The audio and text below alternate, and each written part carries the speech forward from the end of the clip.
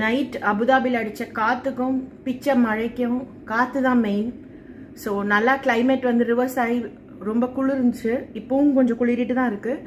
இதுக்கு சுட சுட சாதம், வாழைக்காய் கறி ரோஸ்ட்டு, வாழைக்காய் ரோஸ்ட்டு, அதுக்கப்புறம் இது வந்து பூண்டு தட்டி போட்ட கண்டந்திப்ளி ரசம். இது கண்டந்திப்ளி பொடி வந்து ஜஸ்ட் 1/2 ஸ்பூன் தான் போட்டிருக்கேன்.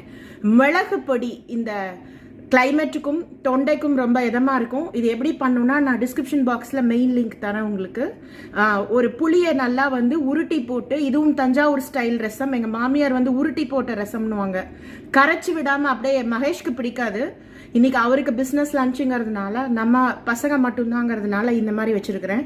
சின்ன லெமன் சைஸ் புளியை தண்ணியில் போட்டு, ஒரு 1/2 தக்காளியை குட்டி குட்டியாக நறுக்கி போட்டு, ஒரு 2 சின்ன பச்சை மிளகாவை கீறி போட்டுக்கோங்க. உப்பு பெருங்காயம் போட்டு மூடி வச்சு சிம்மில் தண்ணியில், அந்த புளி தண்ணியில் தக்காளி வேகணும்.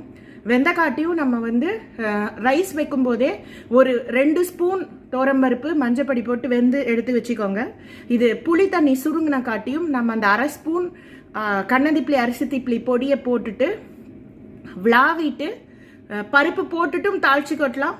இல்லைனா நம்ம வந்து ஒரு ஸ்பூன் நெய்யில் கடுகு ஜீரகம் நல்லா தட்டின ஒரு ஃபுல் பூண்டு தட்டி போட்டது தட்டி அதில் போட்டுட்டு, அதுலேயே வந்து உங்களுக்கு மிளகு பொடி உப்பு எல்லாம் போட்டு நல்லா வதங்கின காட்டி மூடி வச்சு வெந்து கொட்டி, இந்த கொதிக்கிற ரசத்தில் கொட்டி அந்த 2 ஸ்பூன் தோரம்பருப்பு வெந்ததையும் போட்டு விளாவி எடுத்தீங்கன்னா இந்த மழைக்கு சரியான ரசம். இதான் வந்து சவுத் இண்டியன் சூப்னு வந்து நார்த் இந்தியன் ரெஸ்டாரண்ட்ஸ்லாம் விற்கிறாங்க.